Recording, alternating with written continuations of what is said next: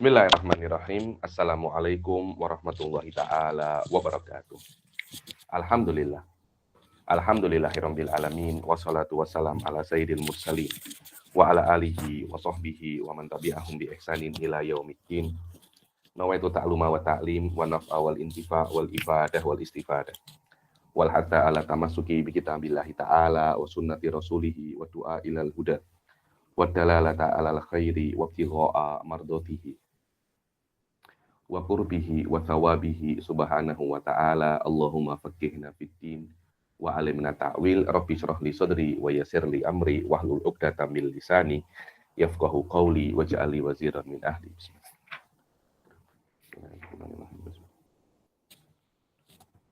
Alhamdulillah kita jumpa lagi di kelas ke-14 ya daripada kitab Taqrirat Sahididah ini.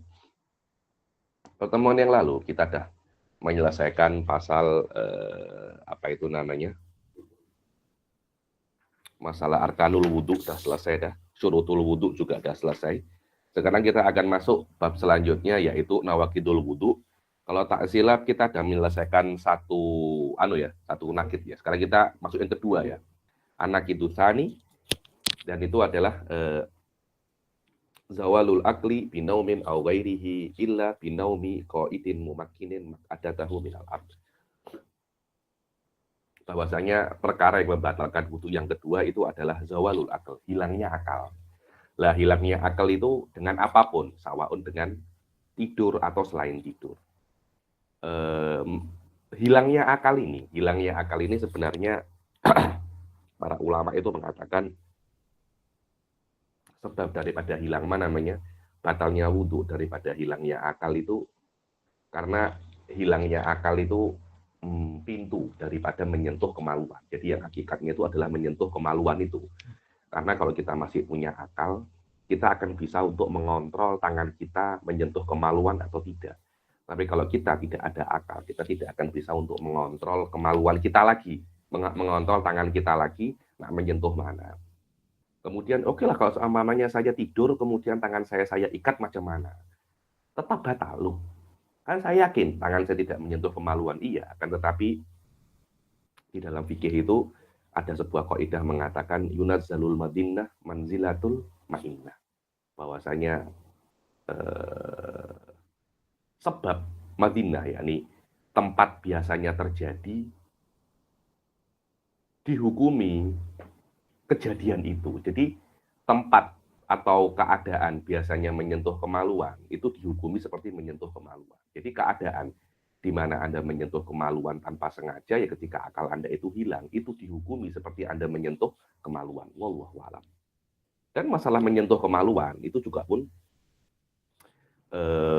ada khilaf ya, ada khilaf. Kalau Anda belajar fikih muqaron, masalah ini akan mempunyai khilaf yang cukup keras di dalamnya ya. Antara para ulama ul madzhab bahwasanya perkara ini ada khilaf di dalamnya. Dan di antara perkara yang memang yang membatalkan wudu itu adalah hilangnya hilangnya akal dengan apapun, sawaun dengan tidur atau dengan selain tidur, kecuali binaumi qaidin, kecuali kalau yang tidur itu qaid macam saya ini qaid, duduk bersila, bersila qaid dan mesti harus mumakin. Mana mumakin itu antara duburnya itu dan tanah itu tidak ada tidak ada celah sama sekali.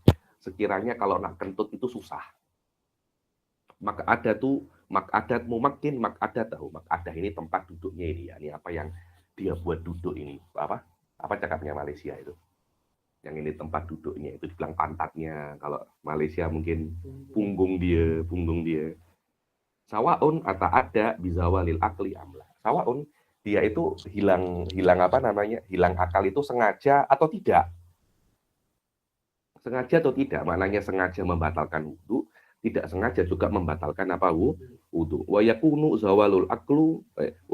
zawalul akli binaumin au jununin. Dan jadi sawaun sama ada hilangnya akal itu dengan tidur atau gila atau igma, pingsan atau syukur.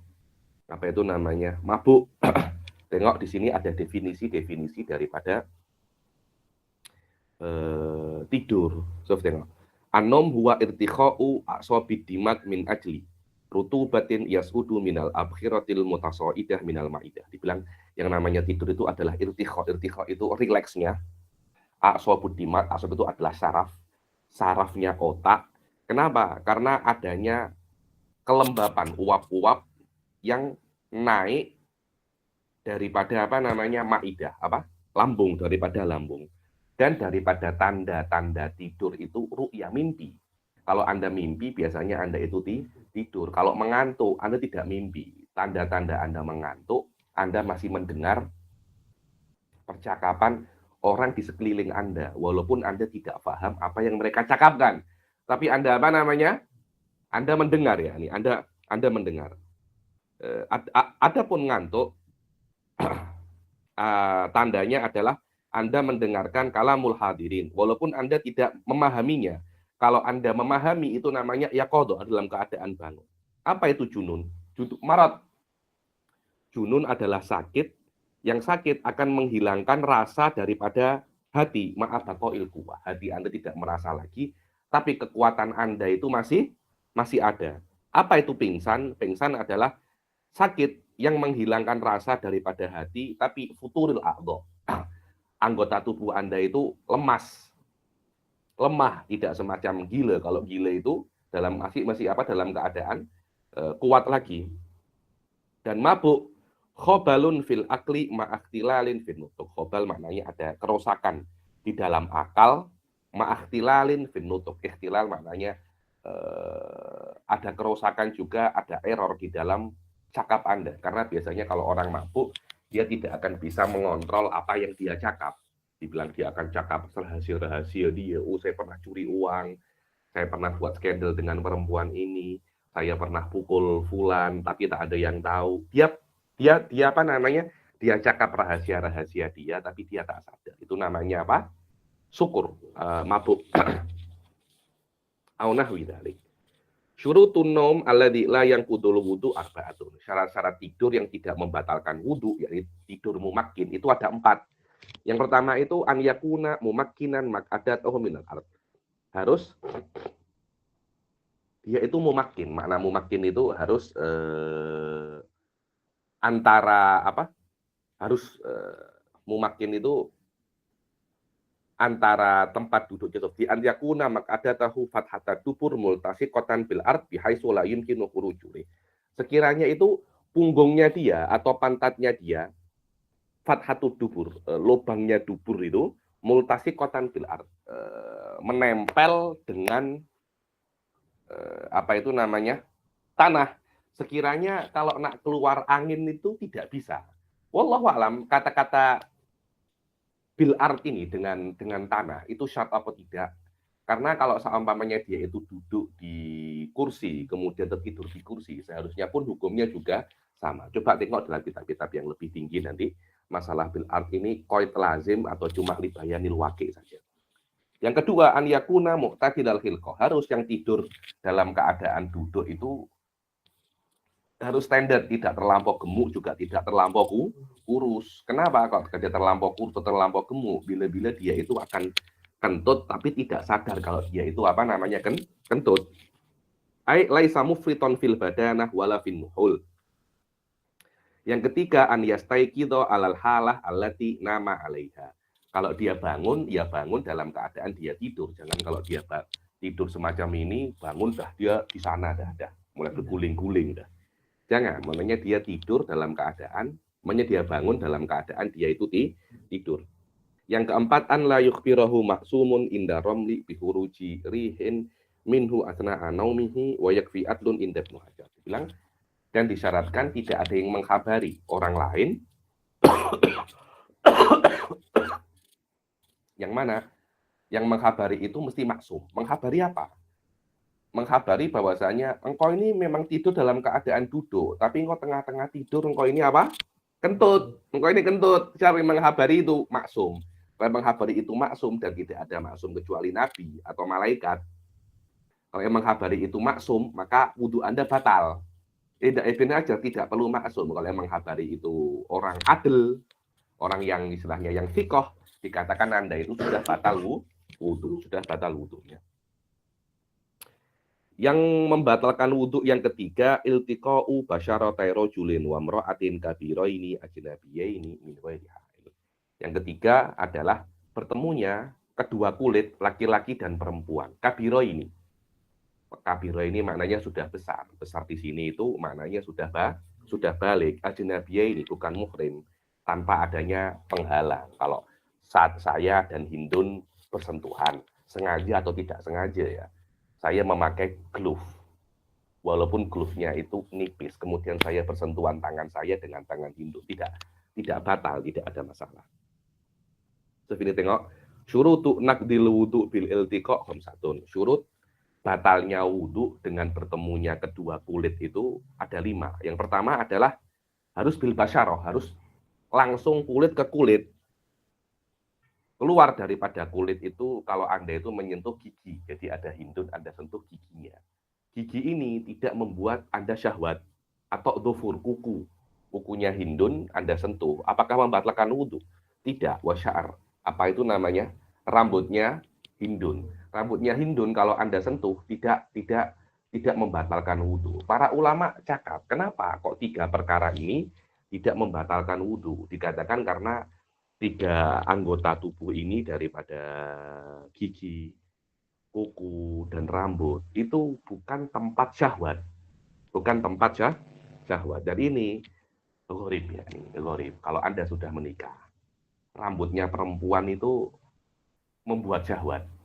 Bagaimana kok menyentuhnya tidak membatalkan wudhu? Wallahu a'lam, ini mungkin perlu diteliti lagi apakah memang benar ilahnya semacam ini. So, tengok nomor 2 di belah-belah.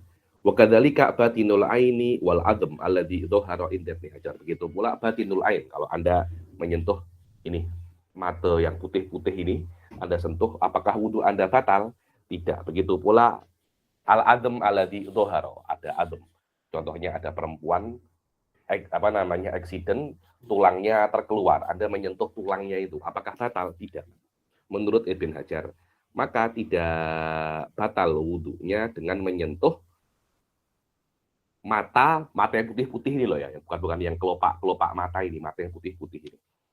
Begitu pula menyentuh tulang yang terkeluar menurut Ibnu Hajar. Yang kedua, ikhtilaful jenis, harus berbeda jenis, maknanya laki-laki dan perempuan.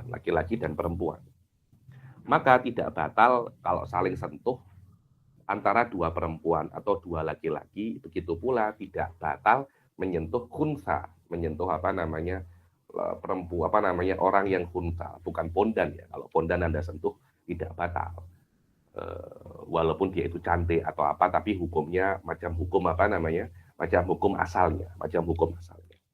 An yakuna kabiraini. Dia itu kabirain, maaf tadi saya salah, bukan sudah balik. Akan tetapi balagho hadda syahwati urfan. Dia sudah sampai haddus syahwah. Malah sudah sampai kalau dia itu dilihat itu bisa syahwat. Tidak mesti balik. Maaf tadi kan saya cakap balik kan, salah. Kabirain maknanya dia itu sudah sampai derajat kalau dia itu ditengok, dia itu syahwat. Bagi orang-orang yang normal. Lah, bila perempuan ini ketika ditengok ini sudah syahwat, sudah kalau laki-laki normal tengok perempuan ini dia itu boleh syahwat. Wallahu a'lam, saya rasa berbeda daripada orang ke orang. Dikatakan dalam kitab-kitab fikih itu kira-kira umurnya 7 atau 8 tahun. 7-8 tahun kalau Anda tengok Anda boleh syahwat. Fi'lan sudah di Malaysia ini saya pernah tengok ada perempuan umur 9 tahun, 8 tahun udah besar. Saya takut dia nak salaman dengan saya tolak. Tak boleh salaman lagi karena saya rasa dah besar dah. Tak boleh itu. Tak boleh.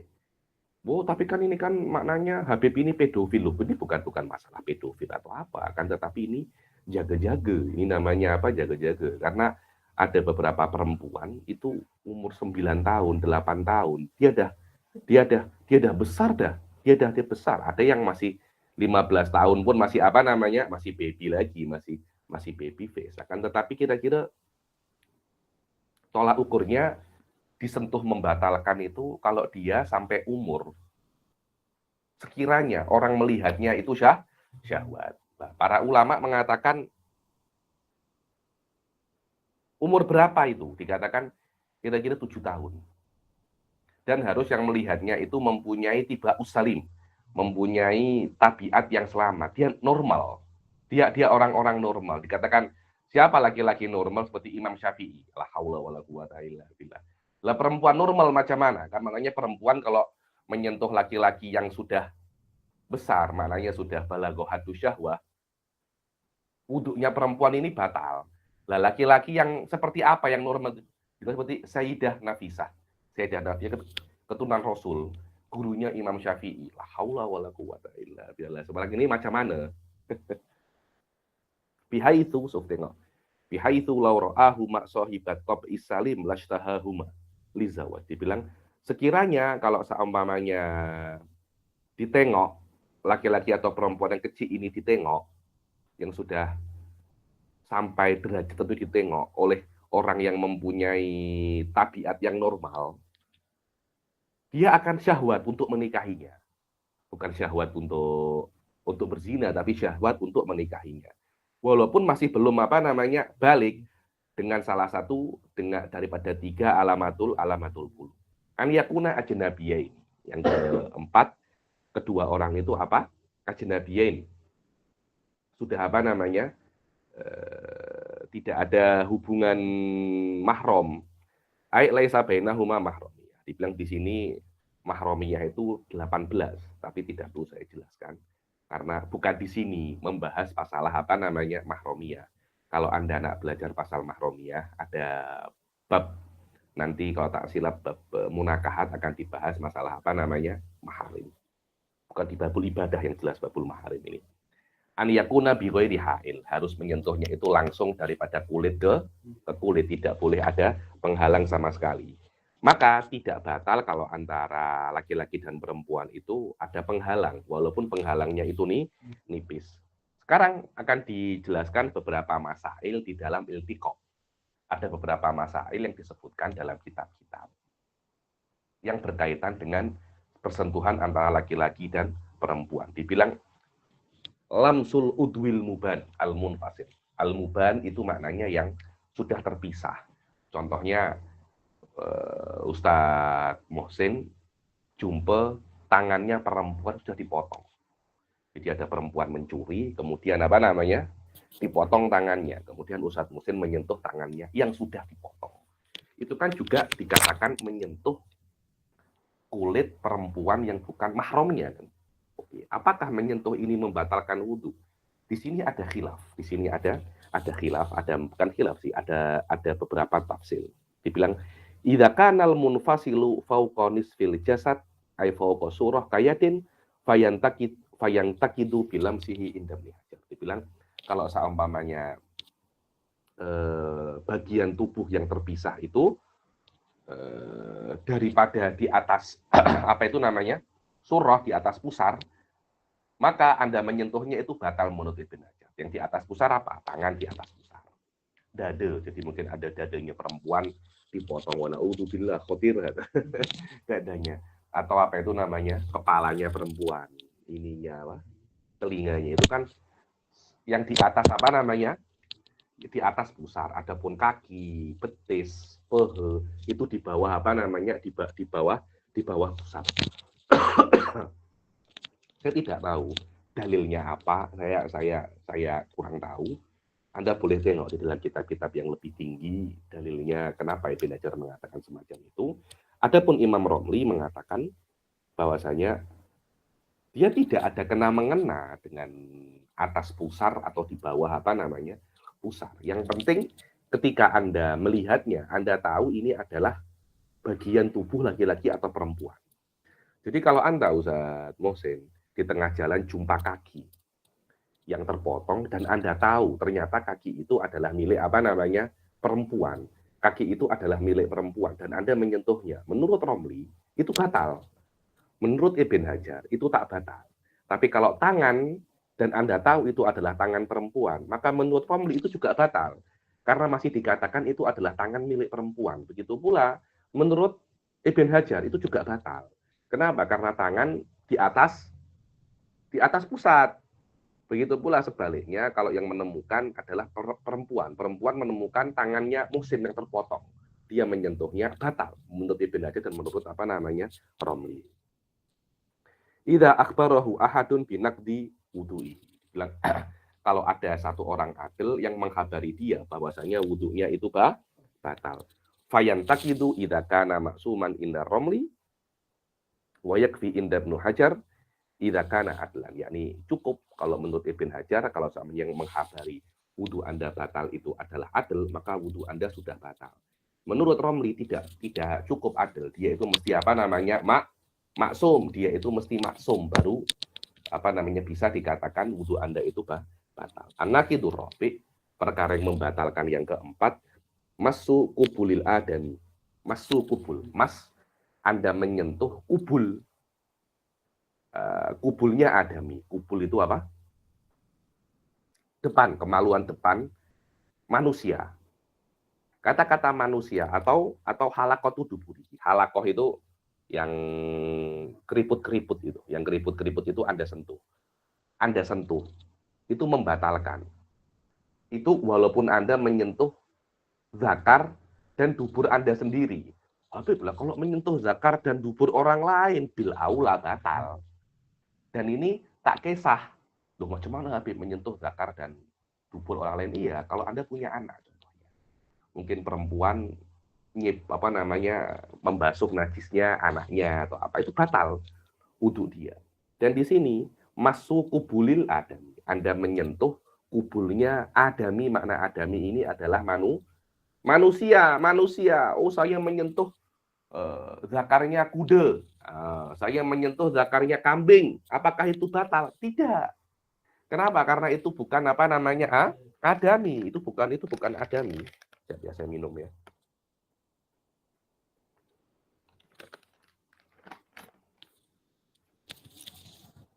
An-naqidur rabi' masuk kubulil adami au halaqati duburihi bi batni rohati au butunil asabi. Dan harus menyentuhnya itu dengan batni roha, ini roha, telapak tangan, atau butunil asabi, ini butunil asabi. Telapak jari ini. Ini telapak tangan, sini ini telapak tangan. Ini telapak jari. Wahuna yang kudu wudu ulmasi dunal maksud. Dan ini diantara perbedaan yang agak signifikan antara lames dan mas. Dibilang kalau lames itu saya menyentuh perempuan, wudu saya batal, saya menyentuh istri saya. Wudu saya batal, wudu istri saya juga batal. Kalau saya emas, saya menyentuh contohnya kemaluan anak saya ceboki anak saya. Wudu saya hanya wudu saya yang batal. Jadi kalau saya menyentuh kemaluan, yang saya sentuh tidak batal wudunya, tapi wudu saya batal. Kalau lames yang saya sentuh batal, saya pun juga batal.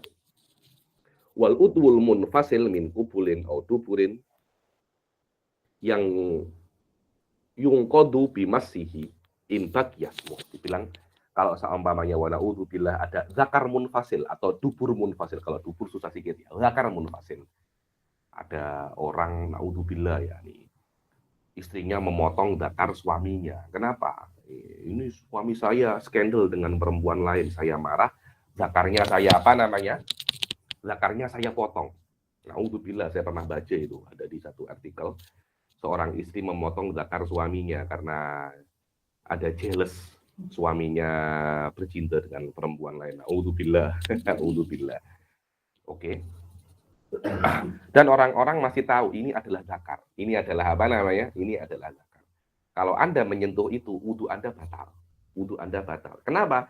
Karena masih dikatakan itu adalah zakar. Itu adalah zakar. Al-kubul az-zakar faqad dunal khisyataini wa sya'ril. Yang maknanya kubul adalah batangnya saja itu.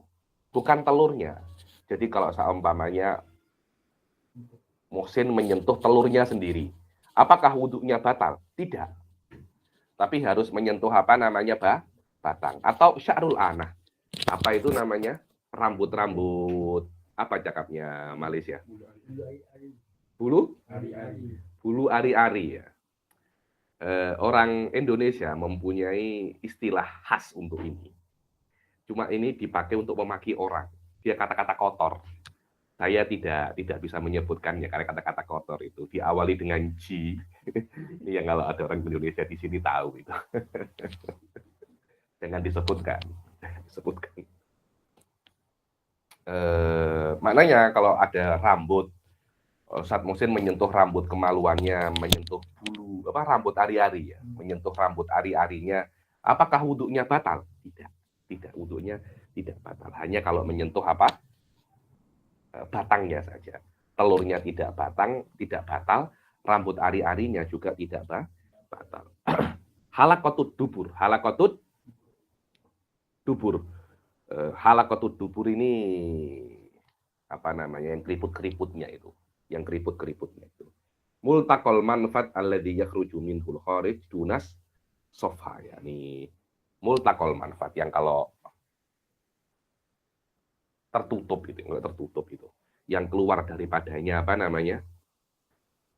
najis dunas sofha. Batnur rohah ini. Ini namanya batnur rohah, ini namanya butunul asobi. Dibilang batnur rohah atau butunil asobi, huwal juz'ul ladzi yastatiru inda wad'i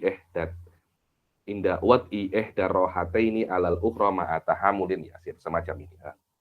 Dibilang kalau ada letak di sini akan tertutup. Ini namanya butunul asobi, batnur rohah atau butunil asobi semacam ini.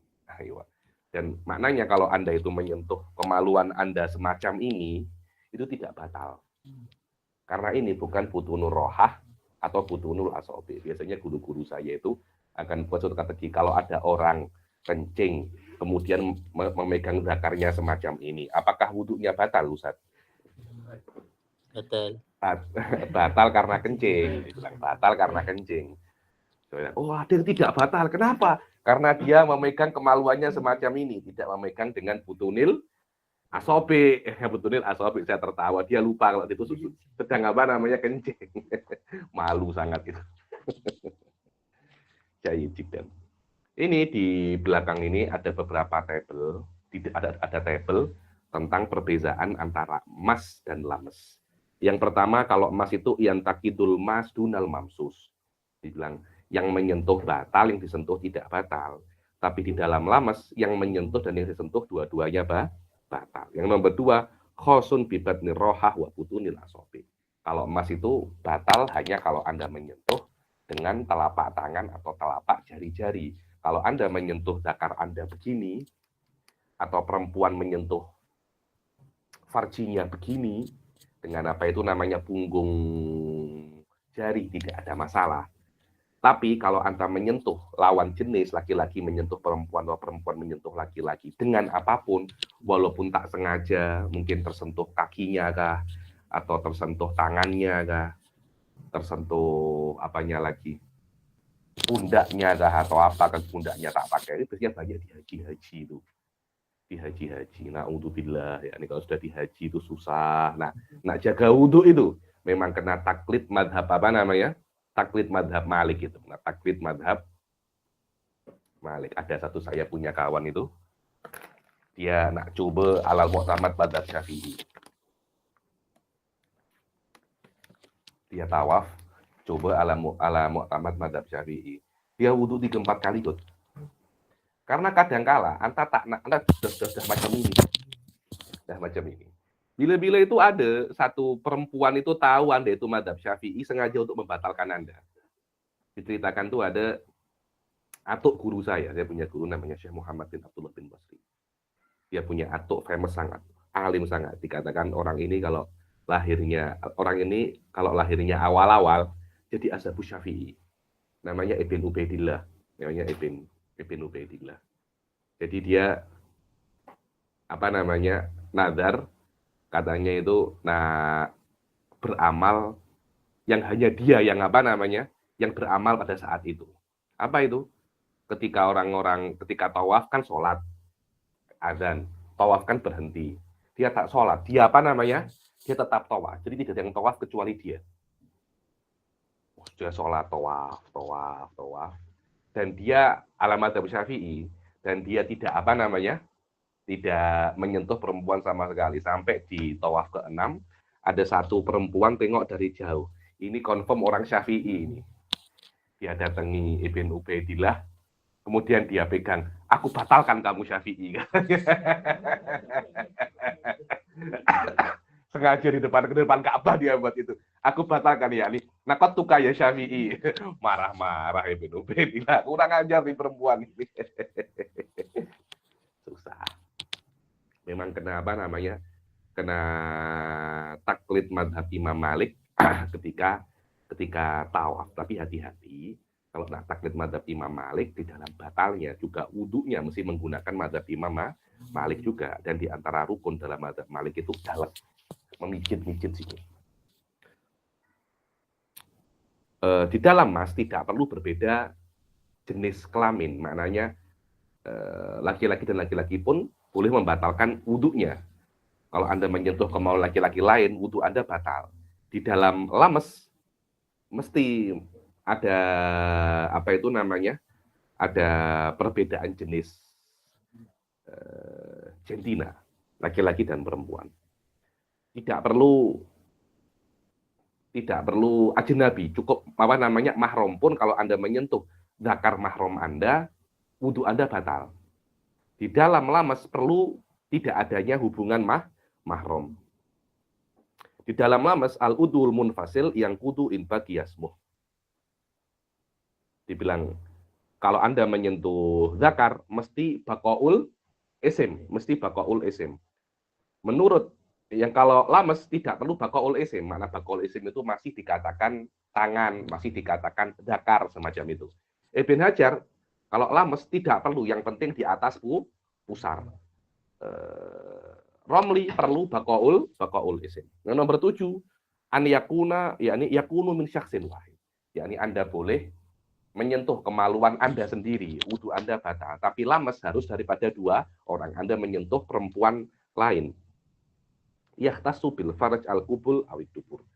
Namanya emas itu mesti kemaluan, kubul ataupun dubur. Adapun lames layak tasu layak tasu bil faraj, maknanya batal wudhu Anda itu kalau menyentuh bagian wanita manapun, menyentuh tangan ke atas sengaja tersentuh kaki dan mana tidak. Inilah hal-hal yang berkaitan tentang nawakidul wudhu, dan mesti diketahui bahwasanya nawakidul wudhu ini hanya 4. Jangan ditambah-tambahi lagi. Banyak orang itu menambah-nambahi nawakidul wudhu. Tapi memang ada beberapa khilaf itu ada. Di antaranya yang khilaf yang paling famous itu makan daging unta. Beberapa ulama tak tahu di UAE dipelajari nggak? Belum. Kalau Anda belajar fikih muqarrar di Akuf ini, di antara masail-masail yang wajib Anda pelajari dalam fikih muqarrar. Apakah memakan daging unta membatalkan wudhu? Wallahu a'lam, saya kira seingat saya di mazhab qadim membatalkan wudhu. Aklul lahmil jazur dibilang. Jazur ini unta. Memakan daging unta apakah membatalkan wudhu? Di mazhab qadim seingat saya itu membatalkan wudhu. Jadi tidak. Kenapa? Karena para fuqaha itu mengatakan daging onta ini panas. Jadi kalau Anda memakan daging onta, bila-bila itu Anda kentut tapi tak terasa. Karena ada potensi semacam itu, dikatakan Anda itu, wudhu Anda itu batal. Kemudian para ulama mengatakan, dan ada hadisnya, dan ada hadisnya, yakni man akalalah majazurin falyatawaddo. Tapi hal ini ditafsirkan oleh Imam Syafi'i dalam mazhab syadid, maknanya falyatawaddo ai wudu'an lugawiyan, bukan wudu'an syar'iyan. Wudu'an lugawiyan soft tengok fuqaha ya jelas falyatawaddo, tapi falyatawaddo wudu'an lugawiyan. Maknanya wudu lugawi apa itu? Membasuh sebagian anggota badan. Dikatakan Anda itu wudu lugawi kalau membasuh tangan. Maknanya karena memakan unta itu banyak lemaknya. Jadi tangan Anda itu berlemak. Jadi yang habis makan daging unta, basuhlah tangan karena tangan Anda banyak lemaknya. Sebab itulah yang membatalkan wudhu hanya 4 ini saja. Banyaklah sebagian mazhab itu menambah-nambahi, tapi yang muktamad indah Syafi'i hanya 4 ini saja. Jangan ditambahi perkara-perkara yang lain. Sekarang kita akan masuk bab yang selanjutnya, yaitu babul istinja. Ta'riful istinja lughatan tolabu qat'il adha. Dibilang istinja secara bahasa adalah meminta qat'il adha. Apa itu qat'il adha? Memotong gangguan. Secara bahasa istanja itu ayat tolab tu qat'al adha. Tolab tu qat'al adha. Secara syariat adalah izalatul kharijin najisil mulawwith minal farji anil farji bima'in au hajar. Ya, ini istinja ini menurut saya di antara bab-bab yang penting di dalam di dalam fikih. Memang dia tidak wajib menggunakan air. Walaupun air di Malaysia ini Masya Allah banyak. Saya sudah 6 tahun dah. Sudah 6 tahun di Malaysia ini. Saya tidak pernah sekalipun di Malaysia ini ada air selangor itu mengatakan maaf air kami habis. Tidak ada semacam itu kan. Yang ada mungkin perbaikan pipe, ada pipe rusak, atau ada maintenance, atau apa. Masya Allah ini nikmat. Wallahi ini nikmat. Anda kalau di Jordan, na'udzubillah, summa na'udzubillah. Air ini datang seminggu 2 kali, itu ada Ustadz Hasan El-Maghfur itu pernah di Jordan dengan saya. Nah, air itu cuma datang 1 kali, 2 kali selama 1 minggu. Jadi kalau air itu habis, ya tunggu minggu depan tidak ada air. Alhamdulillah ya nih, karena itu walaupun air di Malaysia itu banyak, tapi tetaplah belajar bagaimana istinja dengan batu, dengan tisu, apalagi di toilet mall-mall Malaysia itu banyak yang tidak ada air, yang tidak ada airnya loh. Saya sering ke mall kok. Saya ketika masuk bilik toilet itu bila-bila banyak, bukan bila-bila, sering saya itu, terutama di mall-mall yang besar-besar. Suara semakin jauh, benar kah? Suara oke kah? Suara oke?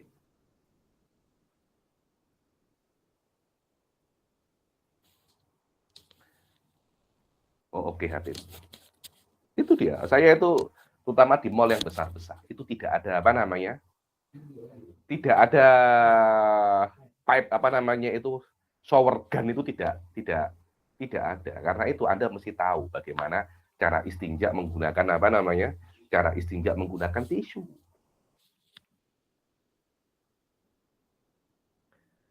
Mana tadi itu, terutama kalau yang kencing-kencing laki-laki yang berdiri itu kan, ada yang berdiri itu kan banyak yang tidak ada tidak ada basuhan airnya itu kan.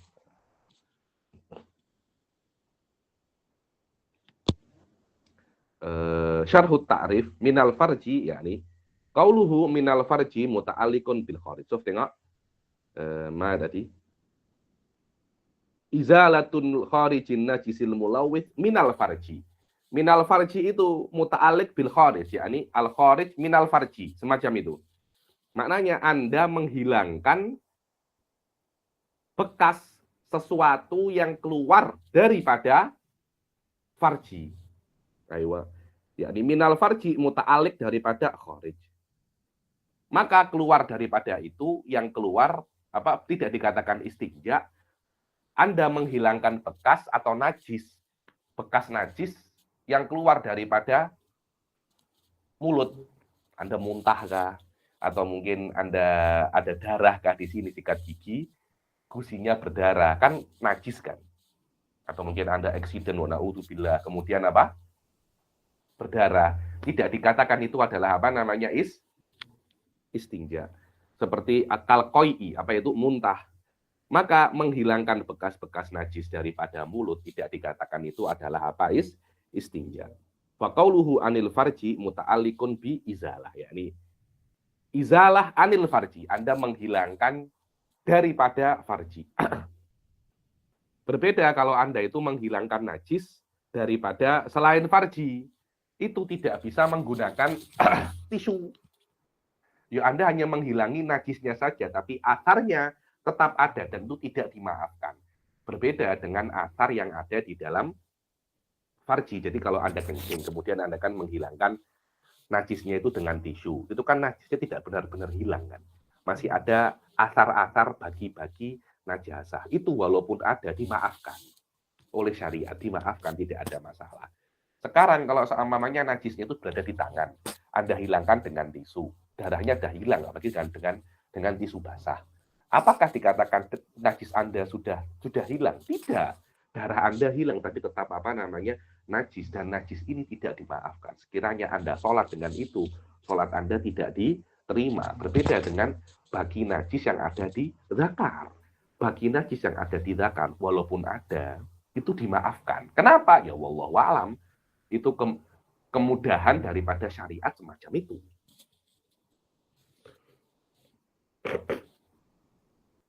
Dibilang kharaja bihi idza kanatin najasah fi ghairil farji. Fahadihi izalatuha takunu bil ma' wala takfi bil hajar. Dibilang keluar daripada itu kalau seumpamanya najis itu di selain farji, maka izalatuha ini takunu bil ma'. Cara menghilangkannya ya dengan air, tidak cukup dengan batu. Dan hukum-hukum istinja ada 5. Maknanya bila-bila istinja itu wajib, bila-bila istinja itu sunnah. Dibilang wajib idza kanal kharij najisan mulawithan rotban. Dibilang istinja itu wajib bila kalau seumpamanya yang keluar daripada kubur dan dubur itu najisan mulawisan. Dia najis dan mulawit. Makna mulawit itu membuat kotor. Makna membuat kotor itu dia lembab, dia basah najisnya itu. Dia bukan najis kering. Dia bukan kering yang benar-benar kering ya. Anda bila-bila itu mungkin karena kurang minum kah atau apa. Jadi Anda punya berak itu hitam sekali dan keras dan kering. Tapi kalau berak secara umum dia itu macam lembek-lembek lah. Itu namanya mulawit. Dia itu tidak mesti basah ya, tapi cukup lembek. Dikatakan lembek itu sudah najisun mulawis. Itu Anda wajib untuk istinja. Kenapa? Oh, apakah saya tidak boleh habis berak? Saya habis berak, saya tidak istinja, saya langsung pergi ke mall atau pergi jajan. Tapi tidak bau Habib. Dia bukan masalah bau atau tidak bau, tapi kan jorok, bukan masalah tahu jorok ya. Jorok itu kotor ya. Ini bukan masalah kotor atau tidak, tapi ini kan ada najis. Dan kalau Anda tidak bersihkan, Anda langsung setelah berak, Anda langsung berdiri, kemudian Anda beli nasi lemak kah atau apa. Kotoran ini akan menyebar nanti. Akan menyebar ke tempat-tempat yang lain. Dan itu diharamkan oleh syariat. Kenapa? Ini dikatakan at-tadammukh bin najasah. Apa at-tadammukh bin najasah? Anda bersentuhan dengan najis dan Anda membuat najis di dalam tubuh Anda tanpa adanya hajat. Dan ini oleh syariat haram. Karena membuat najis di dalam tubuh tanpa hajat itu tidak boleh. Itu tidak boleh. Kenapa? Ya syariat tidak menginginkan itu. Contohnya ada macam darah, Anda langsung Anda buat semacam ini, Anda gesek-gesek, Anda gini. Itu haram, tidak boleh. Kenapa ya? Memang ini namanya at-tadammukh bin najasah karena tidak ada hajat Anda ke situ. Berbeda kalau Anda itu bacer, Anda itu penjagal, atau Anda itu bekerja di apa itu namanya di lab. Di lab kan biasanya kan darah dan apa itu namanya? Darah dan kencing-kencing. Yaitu Anda terkena itu karena ada hajat, tidak ada masalah itu. Tidak ada masalah. Yang kedua hukumnya mandub. Idza kanal khariju najisan. Dibilang idza kanal khariju najisan ghairu mulawithin kaba'ratin yabisatin aududah. Dibilang sunnah Anda itu istinja bila kalau seumpamanya yang keluar itu najisan ghairu mulawith. Najis tapi tidak apa namanya? Najis tapi tidak lembek. Najis tapi tidak basah. Contohnya apa? Kabak rotin ya bisa. Seperti bakroh. Macam kotoran tapi yang yabis. Yang apa yang yabis, yang kering atau dudah. Apa itu dudah? cacing, yang itu cacing loh. Cacing, apakah cacing yang keluar daripada diri Anda itu najis? Tidak, tidak najis. Dia mutanajis, iya. Najis tidak. Ayo. Yang ketiga, mubah. Istinja Anda hukumnya mubah. Istinja daripada apa? Daripada arok, daripada keringat. Jadi Anda punya kemaluan itu berkeringat. Itu biasanya itu perempuan. Perempuan itu di kemaluannya yang depan itu bila-bila itu ada berkeringat. Dan hukumnya keringat itu dibilang rutubatul farj itu hukumnya tengok apakah itu yakin daripada dalam najis. Kalau Anda tidak yakin atau Anda yakin bukan dari dalam, hukumnya suci. Sama seperti apa namanya keringat. Sama seperti keringat. Makruh. Yang keempat ada istinja. Hukumnya itu makruh. Apa itu Habib? Kalau Anda istinja daripada kentut. Setiap Anda kentut, Anda istinja. Loh, kenapa Habib kok istinja daripada kentut itu makruh? Membuat Anda was-wasah.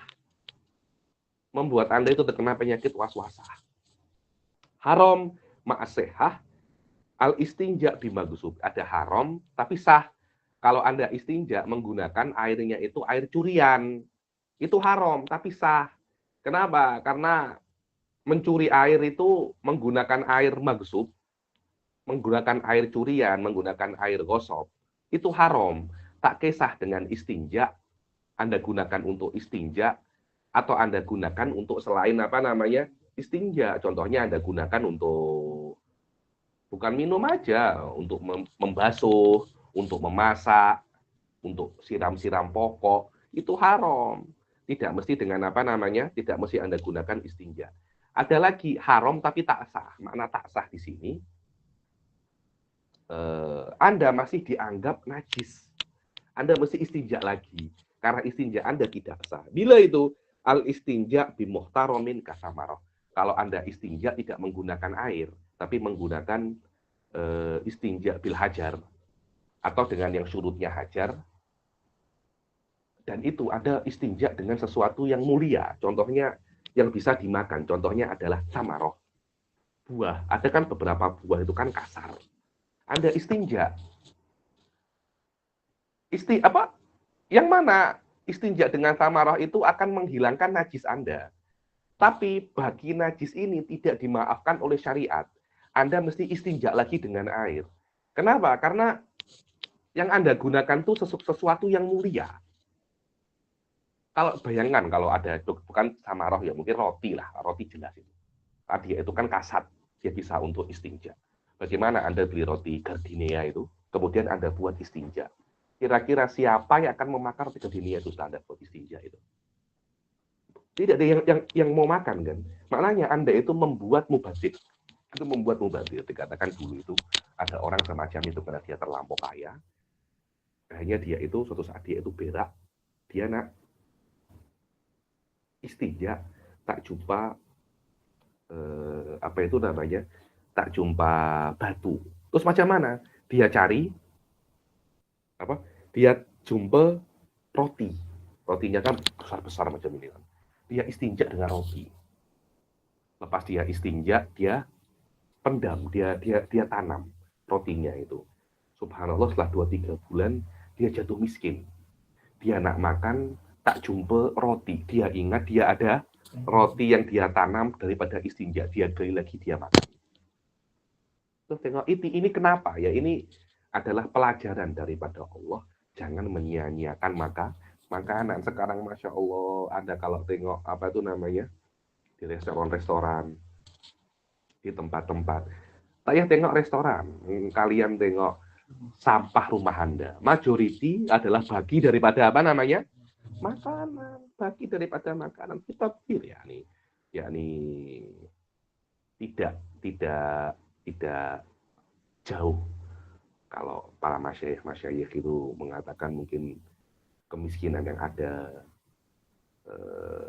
masalah-masalah yang ada di dalam negara-negara kita, kerajaan-kerajaan kita, itu karena mubazirnya kita terhadap makanan. Memang ya, hampir di setiap rumah itu ada tabzir, ada mubazir untuk apa namanya makanan, mubazir untuk makanan.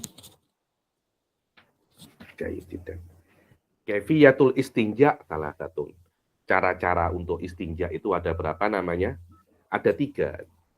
Ada yang paling afdol adalah nomor 1 itu. Al-jama' bainal ma'i wal hajar. Dan ini yang dipuji oleh Allah, ashabul quba, innallaha yuhibbut tawwabina wa yuhibbul mutatahhirin. Mutatahhirin, kata-kata tatahhur di dalam bahasa Arab daripada wazan tafa'ul. Tafa'ul itu ada semacam muhawalah, berusaha untuk bersuci. Terus apa namanya, para sahabat itu tanya, ayat ini itu turun kepada ashabul quba. Berarti kan orang-orang Kuba itu suka taubat dan suka untuk bersuci. Loh, kaget. Kenapa kok Allah itu sampai memuji kalian? Apa yang kalian lakukan, wahai ashabul Kuba?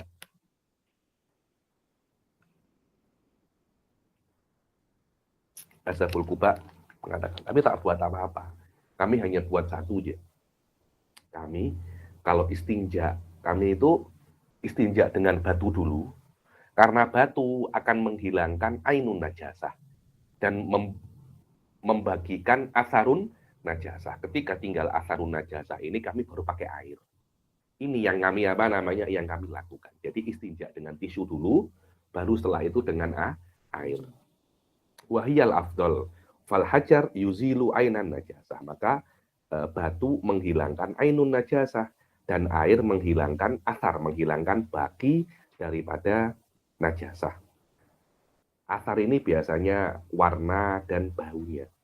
Al-iktisor alal ma' yang nomor 2 yang paling afdol juga yang nomor 2 itu adalah hanya menggunakan air, dan ini yang kita lakukan sehari-hari kan, istinja menggunakan air.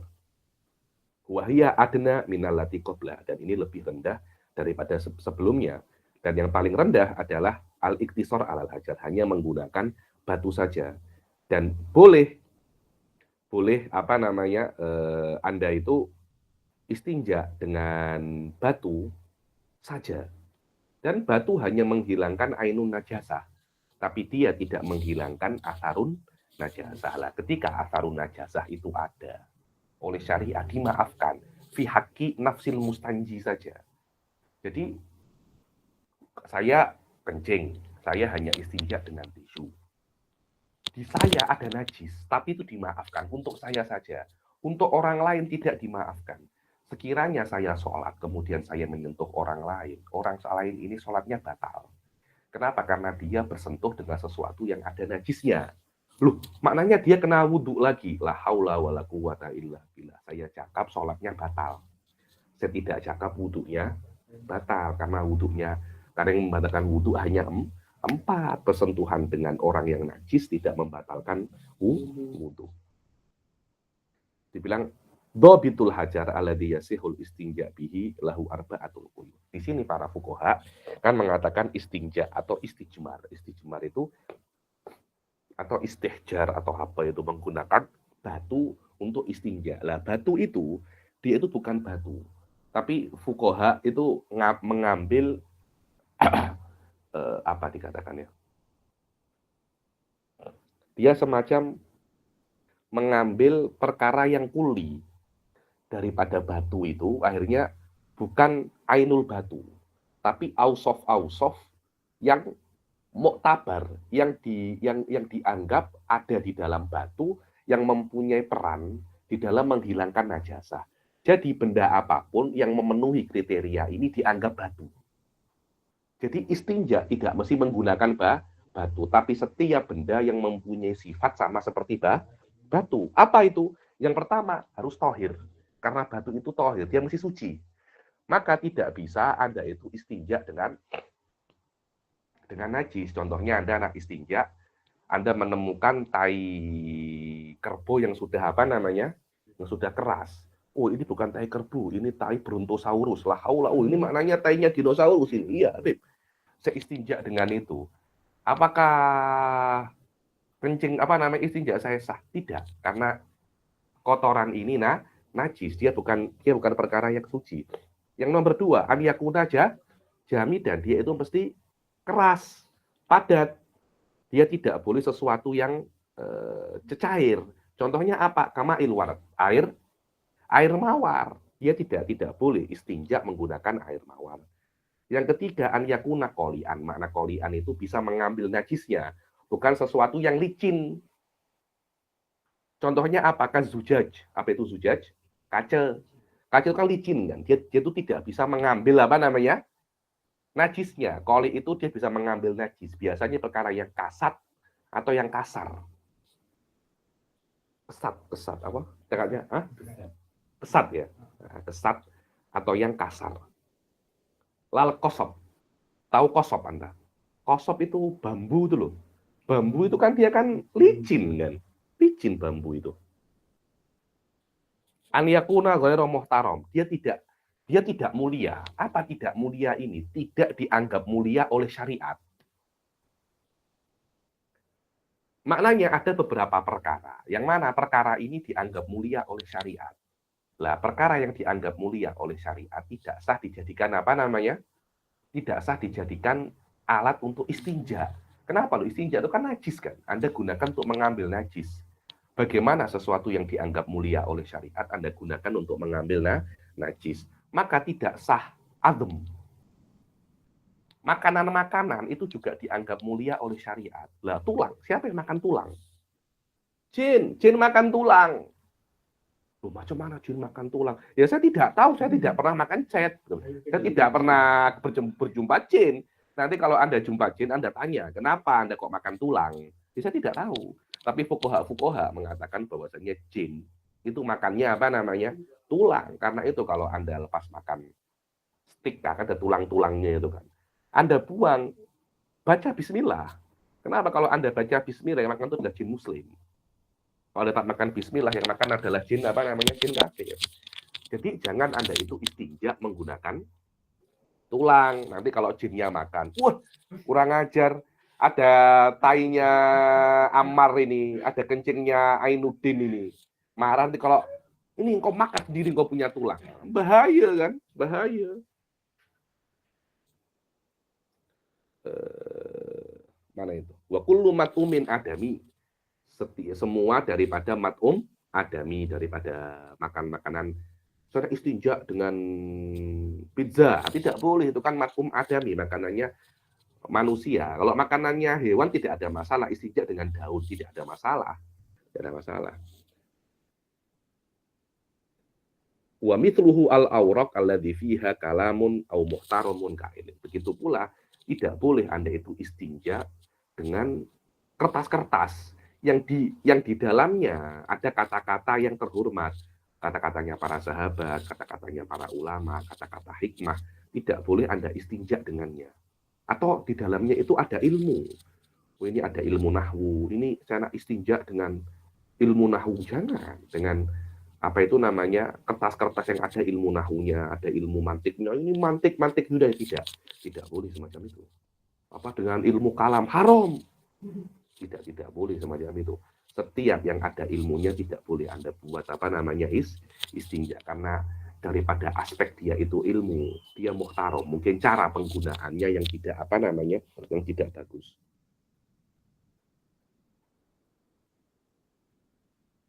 Bilang yattadihu minad dhobit annal istinja'a yujzi'u bi ayyikit atin. Dari dhobit ini, maka istinja itu sah kalau Anda menggunakan potongan apapun daripada warok. Warok itu bisa maknanya kertas, bisa maknanya daun. Khirqoh itu apa itu namanya? Yang Anda untuk lap-lap itu. Kain itu namanya khirqoh. Orang Jawa cakapnya gombal. Au khosyab, apa itu khosyab? Kayu, au ghairi dzalika. Yang penting dia itu apa namanya, kasar dan bisa untuk mengambil najis. Syurutu ijza'il hajar, besok saja ijza'il hajar. Sekarang jika ada yang bertanya silahkan.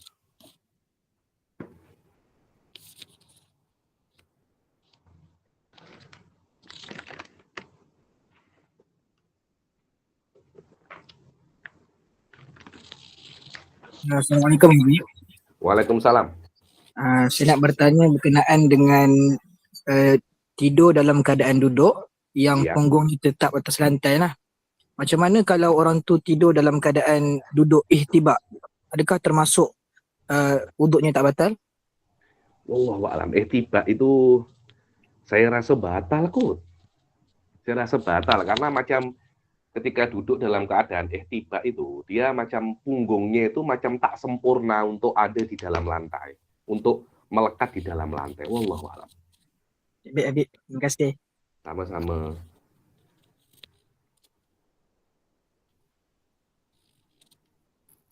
Assalamualaikum Habib. Waalaikumsalam. Izinkan saya bertanya. Silakan. Oke, baik. Soalan saya ketika kita akan berwudu atau mandi besar, contohlah sebelum berwudu nih kita ada basuh muka dengan sabun muka kan. Tapi kemudian sebelum sabun itu dibilas, kemudian niat wudu, dan ketika basuhan pertama itu air wudu untuk basuh muka tuh bercampur dengan sabun. Adakah itu termasuk membasuh dengan air sabun atau bisa mensucikan? Boleh itu membasuh dengan air sabun karena di antara syaratnya wudu itu an la yakuna alal udwi ma yughayyirul ma. Tidak boleh di atas anggota wudu sesuatu yang merubah air. Itu juga syaratnya mandi wajib juga. Oh, jadi ketika kita mandi wajib, contoh pakai sabun dulu baru niat, kemudian tercampur, itu tidak boleh ya? Tidak boleh, maknanya basuhan yang pertama itu tidak dianggap basuhan wudu atau basuhan mandi wajib. Anda kena basuh kedua kali dengan makna mukanya masih belum hilang hadasnya. Oke, baik. Terima kasih Habib. Sama. Habib ada soalan. Habib, adal itu adal riwayah ya, bermakna kawan kita yang adlu syahadah. Adlu syahadah, bukan adlu riwayah itu. Okey, baik. Apa lagi? Saya tak ada lagi, Habib. Oke, cukup. Insya Allah kita jumpa esok ya. Kita jumpa esok. Kita akhiri sampai sini. Bila taufiq wal hidayah, waridha wal inayah. Assalamualaikum warahmatullahi taala wabarakatuh. Waalaikumsalam warahmatullahi wabarakatuh.